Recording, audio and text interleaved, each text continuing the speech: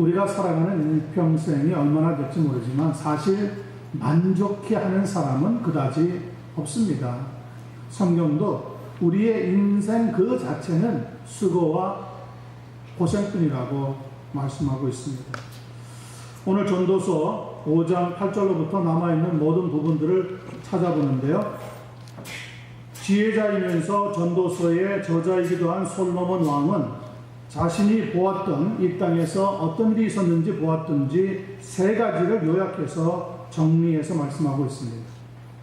8절로부터 12절은 이 세상에 이상한 것이 있는 것을 보았다고 말씀하고 있고요. 13절로부터 17절까지는 이 세상에 큰 폐단이 있는 것을 보았다고 말합니다. 그리고 마지막 18절로부터 20절은 그럼에도 불구하고 이 땅에 선하고 아름다운 것이 있는 것을 보았다고 말씀하고 있습니다. 여러분, 이상한 것을 보지 않는 금년이 되기를 바라고요.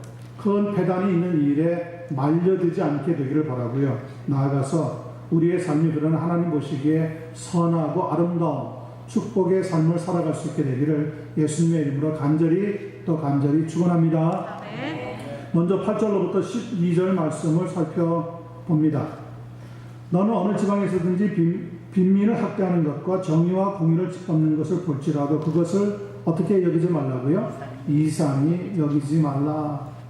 여기서 이상히 여긴다, 이상하다, 그 말은 바르지 못하다, 잘못된 것이다, 그런 의미를 가지고 있습니다. 이 땅에 잘못된 것이 너무 많다는 거예요.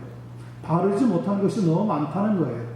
그러므로 하나님의 사람들이 이 땅에서 일어나는 바르지 못하고 잘못된 것을 볼 때 전혀 이상하게 생각하지 말라는 거죠. 왜 이상하게 생각하지 말라고 말씀을 하고 있습니까? 거기에 보니까 두 가지 때문에 그렇답니다. 빈민을 학대하는 것과 정의와 공의를 짓밟는 것. 이 두 가지가 솔로몬 왕의 시대에도 있었고요. 역사를 지나오면서 각 나라마다 이런 일들이 일어났고요. 지금도 21세기 초반에 살고 있는 지금도 이런 일들이 곳곳에서 자행되고 있습니다. 그리고 계속해서 말씀이 이렇게 나옵니다. 높은 자는 더 높은 자가 감찰하고 중요한 거죠. 아무도 안 보는 줄 알지만 보는 자가 있다는 거예요. 더 높은 자가 있다는 겁니다. 더 나아가서 또 그들보다 더 높은 자들도 있습니다. 신분 보화를 막론하고 어떤 일을 만나든지 그 위에 우리를 감찰하는 사람이 있다는 거죠. 여러분, 최고의 감찰자는 누구실까요? 가장 높은 곳에 계신 분이겠죠. 네, 하나님이 우리의 일거수일투족을 다 보고 계십니다. 하나님은 사람처럼 외모를 취하시는 분이 아니라 우리의 무엇까지 보신다고요? 우리의 마음의 중심까지도 보십니다. 네. 그리고 9절입니다. 땅의 소산물은 모든 사람을 위하여 있나니 왕도 밭의 소산을 받느니라. 아무리 높은 왕이라고 하더라도 우리와 똑같이 땅의 소산물을 먹으며 살아갈 수밖에 없는 인생이라고 말씀하고 있습니다. 중요한 것은 그런데 그 왕조차 만드신 하나님이 계시다는 거죠. 이걸 잊으면 안 된다는 겁니다. 10절, 11절, 12절 읽어볼게요. 은을 사랑하는 자는 은으로 만족하지 못하고 문제는 사람 마음속에 만족함이 없다는 거예요. 만족함이 없으니까 대신 뭐가 생겨납니까? 욕심이 생겨나는 거죠. 은을 어느 정도 얻게 되었으면 거기에 만족하면 되는데 만족하지 못하는 거예요. 이게 사람의 한계이고 문제입니다. 더 갖고 싶은 거죠. 풍요를 사랑하는 자는 소득으로 만족하지 아니하나니 중요한 결론입니다. 이것도 뭐하다고요? 헛되도다. 헛되도다. 그러면서 11절, 12절은 이렇게 설명합니다. 재산이 많아지면 누구도 많아집니까? 먹는 자들도 많아지나니. 물질이 있는 것에 뭐가 꼬입니까? 그 물질을 조금이라도 자기도 차지하려고 하는 엉뚱한 사람들이 생겨나게 마련이라는 거예요. 그 소유주들은 눈으로 보는 것 외에 무엇이 유익하랴. 노동자는 12절 먹는 것이 많든지 적든지 잠을 달게 자거니와 부자는 그 부유함 때문에 자지 못하느니라. 이상히 여기지 말랍니다. 이 땅에 이상한 것이 있는데 그 이상한 것을 보더라도 우리는 이상하게 보지 말고 넘어가라는 거죠. 어느 집안에서든지 빈민을 학대하는 일이 있지만 그 있는 것을 이상하게 여기면서 마음속에 소갈이 하지 말라는 거죠. 또 이 땅에 정의와 공의를 짓밟는 일이 있다는 겁니다. 이 세상에 어디를 가든지 사람이 사는 사회에는 법이라는 것이 있습니다. 그런데 이 법은 누구를 보호하기 위해서 있는 겁니까? 사실은 약자를 위해서 필요한 겁니다. 그래서 약자가 더 큰 고통을 당하지 못하도록, 그런데 이 법이라는 것이 존재함에도 불구하고 이 법을 누가 사용합니까? 힘 있는 사람들이 자꾸 사용해서 문제가 되어지는 거죠. 오늘 여기에 두 가지 문제가 구절에 보면 나오는데요. 법이 제대로 적용되지 않을 때가 있다는 겁니다. 그때가 언제입니까? 권력을 가지고 행사할 때입니다. 권력이 법에 개입하면 법이 제대로 적용이 안 됩니다. 약자를 보호해 주기 위해서 만든 법이 무용지물이 되어 버리는 거예요. 여러분, 지금 세상에 돌아가고 있는 많은 일들을 보시지만 법이 있음에도 이 법을 마음대로 조절해 버리는 위정자들 때문에 문제 아닙니까? 법을 안 지키는 거죠. 법은 힘 있는 사람들이나 지키라는 거예요. 지금 필리핀에 있는 두테르테의 대통령이라고 하는 사람이, 필리핀에도 분명히 법이 있습니다. 법치국가입니다. 근데 대통령이 되고 나서 마약 소탕 운운하면서 거의 10,000명가량을 죽였습니다. 물론 마약 자체는 우리에게 나쁘죠. 사용하면 안 되겠죠. 교회만 아니라 안 믿는 사람들에게도 마약을 쓰는 일은 없어야 되겠죠. 그런데 그 마약을 조금 취하든지 많이 취하든지 하여튼 손만 되었다 그러면 공권력을 발휘해서 무조건 발각되면 총으로 쏴서 죽이는 거예요. 그리고 시민들에게도 뭐라고 얘기하느냐면, 당신네들이 마약을 취급하는 사람을 만나면 죽여도 법적으로 효력이 없도록 내가 만들어주겠다. 마음 놓고 쏴라 이거. 자, 마약은 사용하는 것은 많이 줄어들었답니다. 지난 40, 50년, 50년 동안 필리핀이 골머리 알아왔던 것이 이 마약 사용하는 방법이었는데 너무 많이 넘쳐나가지고 수많은 사람들이 희생을 당했어요. 맞아요. 그런데 이 법을 지키지 않는 한 공권력을 가지고 무조건 죽여도 좋다고 하니까 이제는 너도 나도 손에 총을 가지고 있는 거죠. 그래서 사람들이 마구 죽어나가는 거예요. 어린 자녀를 가지고 있다가 그 자녀들이 어떻게 잘못 연결되어져 가지고 마약을 받아서 누구한테 건네주는 것도 들켜가지고 총을 쏴서 죽이는 바람에 부모들이 땅을 치면서 우는 곡성이, 정말 우는 소리가 필리핀 곳곳에 들리고 있답니다. 이 두테르테 대통령 어떤 사람입니까? 법 위에 있는 사람이 되어버렸어요. 민주주의 국가가 아니라 왕권보다도 더 지독한 절대 권력의 대통령 앞에 누구 한 사람 지금 항의를 못하고 있는 거예요. 이것은 법을 제대로 사용하지 못하는 결과 때문에 생기는 것들 뿐입니다. 두 번째, 문제가 되는 것은 언제입니까? 뇌물이 행사할 때입니다. 10절에서 지적하고 있는 은을 사랑한다고 하는 말이 바로 그런 의미입니다. 뇌물을 주면서 법 조항에 걸리지 않도록 만들어버리는 거죠. 그러면 돈이 없는 사람은 늘 당할 수밖에 없는 거죠. 사람들이 살아가는 관계는 보통은 갑과 을의 관계입니다. 그런데 갑이 권력이 있어요. 돈도 있어요. 그럴 때는 을이라고 하는 연약한 사람은 사회적으로 소외받을 수밖에 없는 거죠. 법의 영향을, 법의 혜택을 조금 더 받을 수가 없는 거예요. 이런 사회가 만들어지면 그것은 더 이상 사회가 아니라 괴물 집단이 되어버리고 맙니다. 오늘 교회도 저는 마찬가지라고 생각합니다. 장로님들이 취임하게 될 때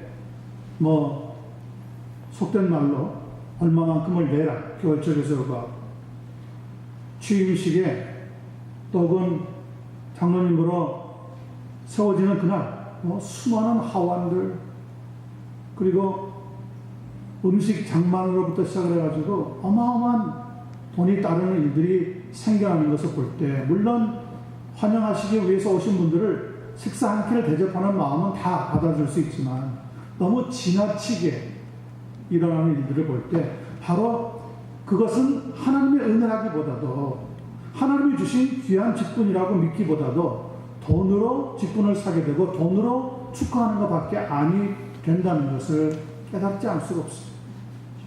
여러분, 세상에서는 뇌물, 즉 돈이 판을 쳐도 교회에서는 그런 일이 없도록 우리 성도님들이 늘 깨어있고 하나님의 은혜를 붙잡고 말씀대로 살려고 하는 그런 믿음 생활이 되어지기를 간절히 소원합니다. 그래서 오늘 본문 5장 10절에서 11절을 보면, 은을 사랑하는 자는 은으로 만족함이 없고 풍부를 사랑하는 자는 소득으로 만족함이 없나니 이것도 헛되도다. 재산이 더하면 먹는 자도 더하나니 그 소유주가 눈으로 보는 것 외에 무엇이 유익하랴 말씀하고 있습니다. 여러분, 뇌물이나 권력이 아니라 이 땅을 살아가는 우리에게 꼭 필요한 것은 지혜라는 거죠. 지혜. 하나님의 말씀에 지혜를 얻어서 법보다 하나님의 은혜의 지배를 받는 성도가 될 때에 우리는 모든 것을 이겨낼 수 있는 믿음의 승리를 갖게 될 줄로 믿습니다.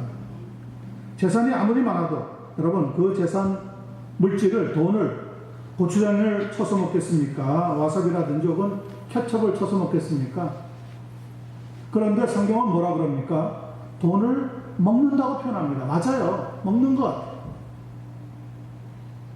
돈을 우리는 준다고 하는데 나중에 결과를 발표할 때 보면 돈을 먹었다 이야기합니다. 돈을 먹으면, 여러분, 잘못 먹으면, 바른 걸 먹지 않으면 음식을 허겁허겁 먹다가 목에 걸리죠. 마찬가지로 잘못된 돈을 받다가 먹었다가는 여러분 걸릴 수밖에 없어요. 이 사회가 좀 더 깨끗하고 좀 더 공정하고 법이 제대로 적용되기 위해서는 이 뇌물이라든지 권력이 판치는 세상이 만들어지면 안 되는 거죠. 그러기 위해서는 뭐가 실천이 되어야 됩니까? 하나님의 공의가 실천이 되는 교회로부터 시작하여서 하나님의 은혜가 이 땅을 적시고 충만케 하는 역사가 일어나야 하는 줄로 믿습니다. 네. 금년 한 해 동안에 여러분, 이상한 것, 바르지 못한 것, 잘못된 것 많이 보겠지만 마음에 속상해하지 마시고 가장 중요한 것, 마음속에 평강을 누릴 수 있는 한 분 한 분이 되시기를 바랍니다. 아멘. 예수님은 요한복음 14장 27절에서 그렇게 말씀하셨습니다. 내가 너희에게 평안을 끼치노니 내가 주는 평안은 세상이 주는 것과 같이 아니하니라. 여러분, 우리 주님 예수님께서 우리의 마음에 평안을 더하여 주시는 그 은혜를 사모하면서 금년 한 해 믿음의 다름질을 달려갈 수 있게 되어지기를 예수님의 이름으로 간절히 축원합니다. 네. 두 번째 13절에서 17절입니다. 13절에 보니까 이런 말씀이 나오고 있습니다. 내가 해 아래에서 큰 패단되는 일이 있는 것을 보았나니, 여기에 패단이라고 했는데 그 뜻은 괴롭고 고통스러운 악 혹은 귀찮고 해로운 일이라고 정의하고 있습니다. 그런데 그냥 패단이 아니라 앞에 큰 패단이라고 한 것을 보니까 대단히 잘못된 일이 일어났다는 것을 우리에게 보여줍니다. 무엇이 그렇게 크게 잘못된 일이 일어났을까요? 그 뒤에 보십시오. 그 뒤에 나오는 말씀입니다. 곧 소유주가 재물을 자기에게 해가 되도록 소유하는 것이라. 어느 정도 물질을 소유하고 있는 사람이 그 정도면 다른 사람에 비해서 훨씬 넉넉한데도 불구하고 거기에 만족하지 못하고 더 가지려고 하는 사람이 생겨나기 때문에 결국 누가 피해를 입습니까? 그 사람에게 고용당하는 사람들, 그 사람 밑에서 일하게 되는 사람들이 애꿎은 희생을 당할 수밖에 없다는 거죠. 여러분, 저는 이 성경 말씀을 읽어볼 때 이게 수천 년 전에 기록된 말씀임에도 불구하고 오늘 우리가 살고 있는 현대 사회에 하나씩 하나씩 그대로 딱 들어맞는 것을 볼 때 정말 소름 끼칠 정도로 하나님의 말씀이 정확하다는 것을 깨닫게 되었습니다. 당연하죠. 하나님께서 기록하도록 하신 말씀이니까 2000년이 아니라 3000년 후에도 어떤 일이 생기실지 알고 계시단 말이에요.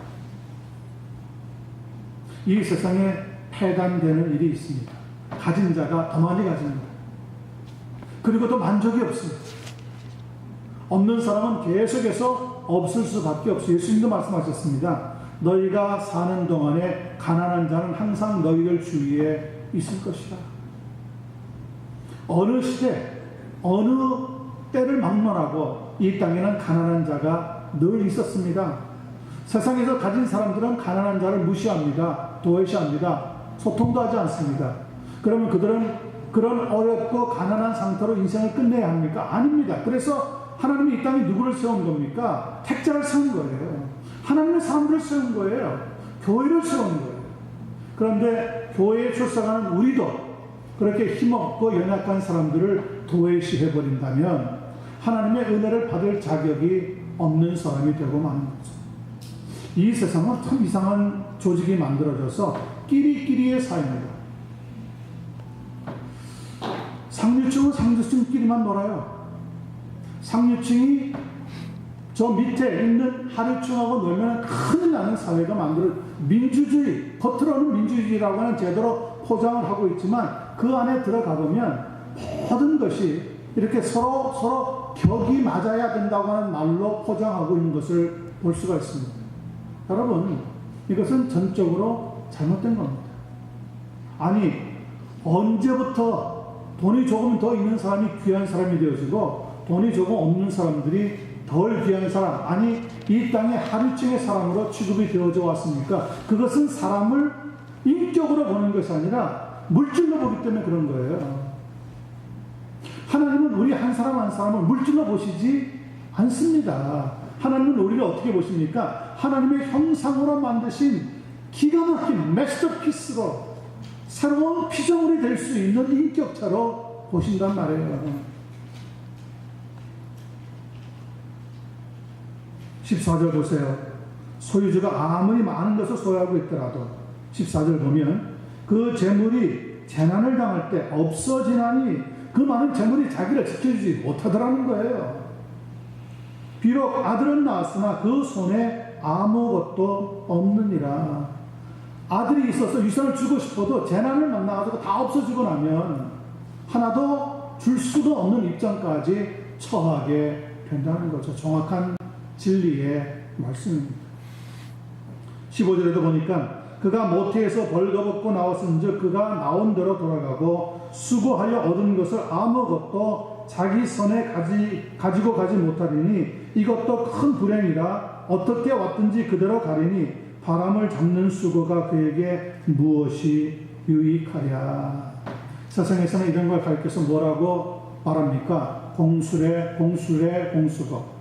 빈손으로 왔다가 빈손으로 떠나는 것이 인생이다. 세상적으로 보자면 맞는 말이에요. 아무것도 가지지 않고 태어나서 아무것도 취하지 못하고 떠난다. 그런데 예수 믿는 사람들은 이런 말에 혹하고 넘어가면 안 됩니다. 맞습니다. 이 세상에 아무것도 가지지 못하고 오는 것은 동의합니다. 그러나 세상 사람들처럼 이 세상을 떠날 때 아무것도 가지지 못하고 빈손으로 가는 것은 아닙니다. 우리는 무엇을 가지고 갑니까? 우리는 하나님이 주신 구원의 선물을 가지고 천국으로 가는 거예요. 우리는 하나님이 우리에게 주신 은혜라고 하는 선물을 가지고 하나님 나라에 들어가는 거예요. 하나님께서 주신 영생이라고 하는 것을 가지고 하나님의 나라에 들어가는 거예요. 빈손이 아니에요. 들어갈 때. 이 하나님이 우리에게 주신 이 영생, 구원의 선물, 천국이라고 하는 기업을 여러분과 제가 이미 받았는데 하나님 앞에 늘 감사하는 마음으로 살아갈 수 있는 그런 신앙생활이 금년 한 해 동안에 일어났으면 좋겠습니다. 아멘. 17절에 보니까 일평생을 그런데 어두운 데서 먹으며 많은 근심과 질병과 분노가 그에게 있느니라. 세상에 있는 사람들은 조금 못 가지면, 조금 이루지 못하면, 조금 누구로부터 어려움을 당하면 다 이런 행동을 보이는 거 아니겠어요? 근심하고 말이죠. 병이 오면 병 때문에 아파하고, 화가 나면 분노를 나타내면서 소가리를 얼마나 하면서 살아가는지 모릅니다. 그래서 우리의 인생을 가리켜서 만족함이 없는 인생이다, 이렇게들 부르고 있습니다. 디모데전서 6장 10절은 말합니다. 돈을 사랑함이 일만 악의 뿌리가 된다고 말합니다. 우리가 돈 다 좋아합니다. 사람들이 우스갯소리를 하는 이야기가 뭡니까? 뭐니 해도 머니가 최고요. 예? 보통 저희 교회는 반응이 없었어요. 그리고 꼭 한 1, 2분 나중에 이제 리액션을 나타내시니까 제가 좀 더 자주 이렇게 좀 말씀을 드려야 되겠어요. 사람들은 돈이 최고라고 합니다. 뭐 사야 되는데 자동차가 없는데, 뭐 냉장고가 없는데, 뭐 물건이 떨어졌는데, 사실 이야기를 들어보면 다 조금씩 행태는 다르지만 한마디로 요약하면 뭐가 없다는 거예요. 뭐가 없어서 못 산다는 거죠. 돈이 없어서 못 산다는 거예요. 그래서 어른들이 하는 말이 뭡니까? 나이가 들어서 돈이 있어야 장땡이요. 돈이 있어야 행사할 수 있어. 돈 없으면 자녀들도 우습게 봐. 그래서 죽으나 사나 손에 돈을 쥐고 살려고 합니다. 물론 돈이 필요하죠. 저도 그건 인정합니다. 많이 가지면 가질수록 마음이 좀 더 푸근함이 있을 수도 있습니다. 그렇지만 여러분, 돈 때문에 행복했다고 하는 사람은 거의 없습니다. 세상이 만들어진 이래 지금까지 돈을 많이 가졌더니 세계 최고의 부자들 100등을 살펴보아도 100위 안에 드는 사람들이 행복하게 인생을 마쳤더라 하는 사람이 없더라니까요.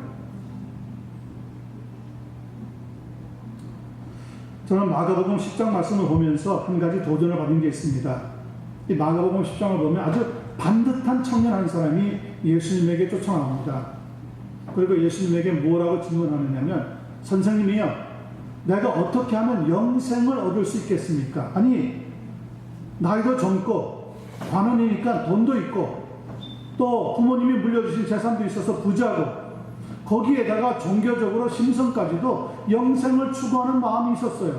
정말 사윗감으로는 최고겠죠? 아마 그런 사위가 나온다 그러면 당장 누구나 아마 딸 주려고 그럴 거예요. 아니, 교회에서 그런 성도가 있다 그러면 당장 아마 장로님으로 세울 거예요. 자, 그런데 이 사람에게 예수님이 그렇게 말씀하십니다.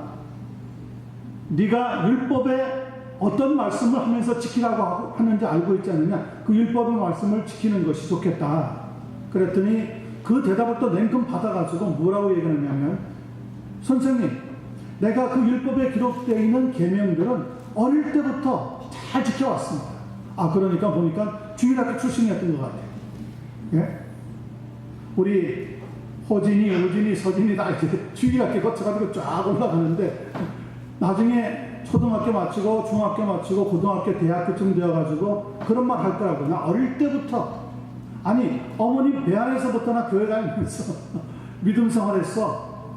중요한 것은 뭡니까? 그렇게 교회 생활을 잘 한 것이 다가 아니라는 거죠. 교회 생활 못하라고 하는 말이 아닙니다. 교회 생활 잘하는 게 좋지만 그 교회 생활 잘한 것 때문에 하나님이 나를 어떻게 해줄 거라고 생각하면 안 된다는 거죠. 그것은 믿는 사람으로 기본적으로 지켜야 하는 도리이고, 진짜 중요한 것은 그 다음에 예수님이 그 청년의 대답을 듣고 나서 이렇게 말씀하는데 나오고 있습니다. 예수께서 그를 보시고 사랑하사 네게 오히려 한 가지 부족한 것이 있으니, 한 가지 부족한 것이 자체는 다 부족하다는 얘기죠. 절대적인 부족인 것을. 가서 네 있는 것을 다 팔아 가난한 자를 주라. 그리하면 하늘에서 보화가 네게 있으리라. 그리고 와서 나를 쫓으라 하시니, 그 사람은 뭐가 많은 거로? 재물이 많은 거로 이 말씀을 인하여 슬픈 기색을 띠고 근심하며 가니라. 사람들이요, 영생을 얻는 것보다 물질을 더 우선시합니다.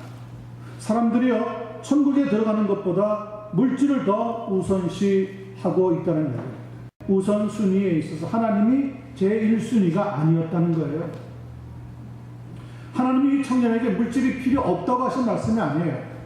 그런데 하나님이 그의 삶의 제1순위가 아니었고, 그에게 1순위는 재물이 많은 거로, 재물, 물질, 돈이 1순위였어요. 이 청년도 역시 돈만 있으면 다 될 거라고, 내 인생이 행복해질 거라고 믿고 있었다는 거죠. 그의 종교관, 그의 물질관이 전부 돈에 우선순위를 두고 있었습니다. 저는 이 본문 말씀을 통해서 많은 도전을 받습니다. 물질 때문에 고생을 당하는 사람들이 얼마나 많은지, 지금 한국에서 최순실 게이트로 인하여서 여러 가지 문제들이 막 발생하는데, 특별히 이번에 삼성 그 기업의 이재용 부회장이라고 하는 사람이 거듭 검찰의 요청을 받고 재판에 들려나갑니다. 7시간, 8시간씩 또 신문을 다 하게 됐다고 합니다.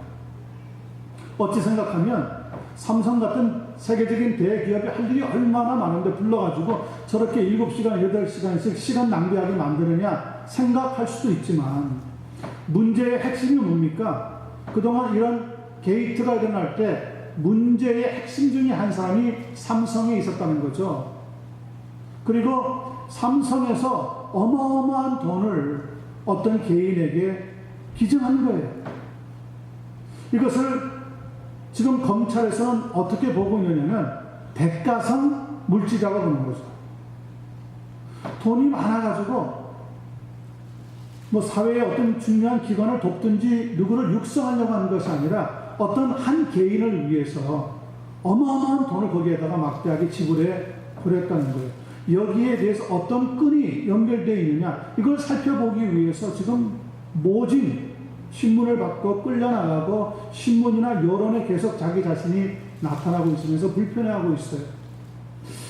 저는 한 가지 생각을 이렇게 봤습니다. 그때 만약에 노라고 대답할 수 있는 용기가 있었다. 저는 사업을 안 해보고 기업을 안 하니까 이렇게 단순하게 이야기할 수 있겠죠. 기업하는 분들 이야기 들어보면, 아니 국가에서 요구가 들어올 때 노하기는 어렵습니다. 이 기업은 나 혼자만 하는 게 아니라 여기에 달려있는 식구가 수천 명, 수만 명인데 어떻게 정부가 이렇게 해달라 저렇게 해라 할 때 노라고 할 수 있겠습니까? 그런데 노라고 할 수 있는 사람이 그 자리에 사실은 앉아 있어야 되는 거죠. 그렇지 않으면 정치와 기업이 맞물려 가지고 한 나라의 국가의 축을 형성하면은 그 사회는 그만큼 힘들어지게 되어버리는 거예요. 공정한 사회가 만들어지지 않는 거죠. 그래서 14절에서 보면 그 재물이 재난을 인하여 어렵게 되어진다, 패한다 이렇게 적어놨습니다. 여기에서 패한다고 하는 것은 싸움에서 진다, being defeated 이라고 하는 단어가 아닙니다. 이것은 길을 잃어버린다고 하는 의미예요. 혹은 멸망한다고 하는 의미를 가지고 있습니다. 물질에 대해서 만족하지 못하고 더 가지려고 하다 보면 결국 이 물질로 인하여서 삶의 우선순위가 바뀌어버림으로 인하여서 인생이라고 하는 달려가는 여정에 길을 잃고 방황하게 된다는 거예요. 수고를 하긴 했지만, 그 수고로 해서 많은 부도 얻었지만 결국 인생의 가장 중요한 삶의 의미와 목적을 잃어버리고 방황할 수밖에 없게 된다는 거죠. 저는 금년에 여러분들이 하나님 안에서 믿음으로 승리할 수 있는 한 분 한 분이 되기를 간절히 소원합니다. 그러면 어떻게 해야 됩니까? 이런 모든 큰 패단, 물질적인 이 유혹들을 어떻게 극복하고 이겨낼 수 있습니까? 한 가지 중요한 것은 이 모든 땅에 있는 것들은 다 누가 주셨다는 것을 믿습니까? 하나님이 주셨다는 것을 믿어야 합니다. 그리고 나도 하나님의 소유라는 것을 믿으면서 저는 베드로 전서 2장 9절의 말씀을 들려드릴 테니 이 말씀을 꽉 붙잡고 믿음에 달려갈 길을 달려가시길 바랍니다. 오직 너희는 택하신 족속이요 왕같은 제사장들이요 거룩한 나라요 그의 소유된 백성이니 이는 너희를 어두운 데서 불러내어 그의 기이한 빛에 들어가게 하신 자의 아름다운 덕을 선전하게 하려 함이니라. 여러분, 우리는 하나님의 소유된 백성입니다. 하나님께 매임을 당하는 금년 한 해가 되셔서 꼭 믿음으로 승리하시고 주님 믿는 것, 교회 생활 잘하는 것, 말씀 생활 잘하는 것을 삶의 우선순위로 세울 수 있는 한 분 한 분 되셔서 물질적인 풍요함도 하나님이 덤으로 보너스로 주실 수 있는 역사가 나타나기를 예수님의 이름으로 간절히 소원합니다. 네. 마지막 18절로부터 20절 말씀 짧은 시간에 정리하고 마치겠습니다. 사람이 하나님께서 그에게 주신 바 그 일평생에 먹고 마시며 해 아래에서 하는 모든 수고 중에서 낙을 보는 것이 선하고 아름다움을 내가 보았나니 그것이 그의 몫이로다. 지금까지는 이상한 일도 있었고 큰 패단이 되는 것도 보았지만 정말 선하고 아름다운 인생이 있다는 것을 설명하고 있습니다. 누가요? 솔로몬은 역대 최고의 재벌이었고요, 부자였고요. 그러나 동시에 하나님이 주신 지혜를 가지고 있던 사람이에요. 그래서 부유롭게 살아보고 풍요롭게도 살아보았지만 그것이 자기를 편안하게 행복하게 만들어주지 않는다는 것을 나중에 깨닫게 되어지면서 하나님 앞에 다시 돌아와서 믿음 생활을 비로소 최선을 다해서 감당하게 되어지는 사람이에요. 그 사람이 하는 말이 뭡니까? 이 땅에 해 아래에서 하는 모든 수고 중에서 낙을 보는 것이, 이 낙이라는 건 뭡니까? 그냥 인생의 낙이 아닙니다. 하나님이 주시는 희락, 조예예요. 진정한 기쁨이에요. 진정한 기쁨은 내가 뭘 더 많이 가져서 생기는 기쁨이 아니라 내 속에 있는 기쁨이기 때문에 하나님을 믿는 것으로 인하여 신앙생활 하는 것으로 인하여 그 기쁨이 솟아 넘치게 되는 성령의 역사를 말하는 거죠. 여러분 속에 성령님이 살아계시다는 것을 믿습니까? 네. 그 성령님이 오늘도 충만하게 우리에게 역사하셔서 하나님의 믿음으로 살아갈 수 있도록 인도하여 주신 것을 믿습니까? 네. 성령으로 충만한 금년 한 해가 꼭 되시기를 소원합니다. 19절입니다. 또한 어떤 사람에게든지 하나님이 재물과 부여를 그에게 주사 능히 누리게 하시며 제 몫을 받아 수고함으로 즐거워하게 하시는 것은 하나님의 선물이라. 맞죠?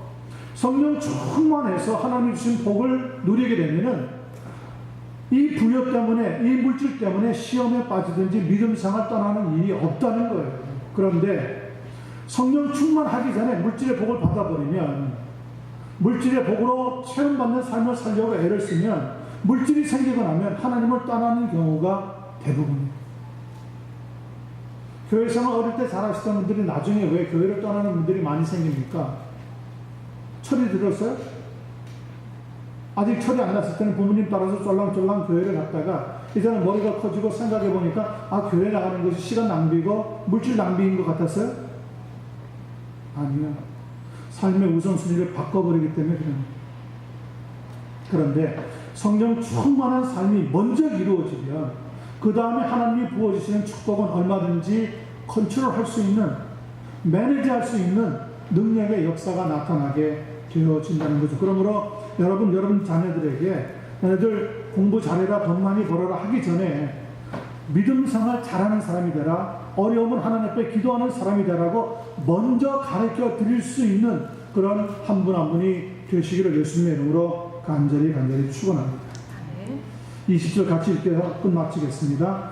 같이 읽습니다. 시작. 그는 자기의 생명의 날을 깊이 생각하지 아니하리니 이는 하나님이 그의 마음에 기뻐하는 것으로 응답하심이니라. 아멘. 여러분, 아무리 성공해도 하나님을 떠난 삶은 성공이 아닙니다. 아무리 돈을 많이 벌어도 하나님을 떠난 그 물질은 나에게 축복이 되어지지 않습니다.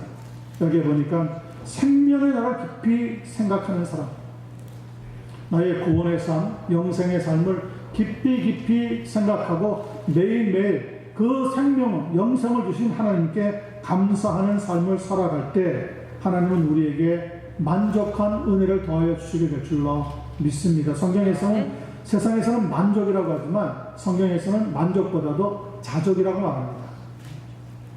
자족함. 빌립보서 4장 11절에도 보니까 나도 자족하기를 배웠다.